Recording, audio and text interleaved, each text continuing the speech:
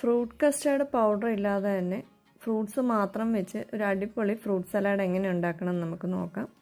ഒരു medium size pineapple അരിഞ്ഞെടുത്തിട്ടുണ്ട്. 4 table spoon പഞ്ചസാരയും കൂടി ഇട്ട് നന്നായിട്ടൊന്ന് തിളപ്പിക്കുക. എന്നിട്ട് ഫ്ലെയിം ഒന്ന് ഓഫ് ചെയ്യുക. ഫ്ലേവർ നഷ്ടപ്പെടാതിരിക്കാൻ വേണ്ടി ഞാനൊന്നും അടച്ചു വയ്ക്കുന്നുണ്ട്. അപ്പോൾ ഇതൊന്ന് ആറിക്കഴിയുമ്പം നന്നായിട്ടിതൊന്ന് അടിച്ചെടുക്കുന്നുണ്ട്. അതിനുശേഷം ഇതൊന്ന് അരിച്ചെടുക്കുക.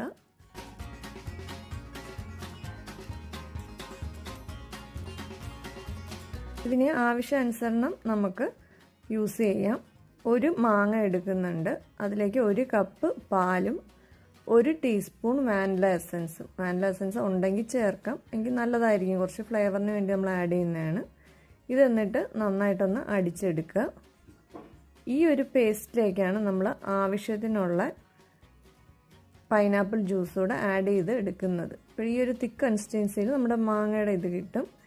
എന്നിട്ട് ഈ പൈനാപ്പിൾ ജ്യൂസ് ഞാൻ എടുത്ത ജാറിൽ തന്നെ ഒന്നുകൂടെ ഒന്ന് കറക്കി എടുക്കുന്നുണ്ട്. മാങ്ങയുടെ കുറച്ച് പേസ്റ്റൊക്കെ ഇരിക്കുന്നതുകൊണ്ട് ആ ജാറിൽ തന്നെ ഒന്ന് കറക്കി എടുക്കുന്നുണ്ട്.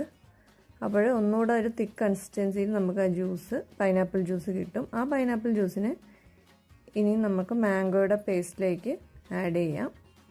അപ്പോൾ ഈ ഒരു കൺസിസ്റ്റൻസിയിൽ നമുക്ക് കിട്ടി. ഇതിലേക്ക് ആവശ്യത്തിന് നമ്മൾ പഞ്ചസാര ചേർക്കുന്നുണ്ട്. മധുരത്തിന് വേണ്ടി പഞ്ചസാര അല്ലെങ്കിൽ ഹണി നമുക്ക് ചേർക്കാം. അല്ലെങ്കിൽ ഇതൊന്നും ചേർക്കണമെങ്കിൽ നമുക്ക് കുറച്ച് ഡേറ്റ്സ് ഉണ്ടെങ്കിൽ അതും മധുരത്തിന് വേണ്ടി ഈ അടിക്കുമ്പോൾ തന്നെ ചേർക്കാവുന്നതാണ്. എന്നിട്ട് നമുക്ക് ഇഷ്ടമുള്ള ഫ്രൂട്ട്സൊക്കെ ഇതിലേക്ക് ഇടാം. ഞാനിവിടെ പൈനാപ്പിളും ആപ്പിളും മാതളവും മാങ്ങയൊക്കെ ചേർത്തിട്ടുണ്ട്. ഈ ഒരു തിക്ക് കൺസിസ്റ്റൻസിയിൽ നമുക്ക് ഫ്രൂട്ട് സലാഡ് കിട്ടും. നല്ലൊരു അടിപൊളി ടേസ്റ്റാണ്. അപ്പോൾ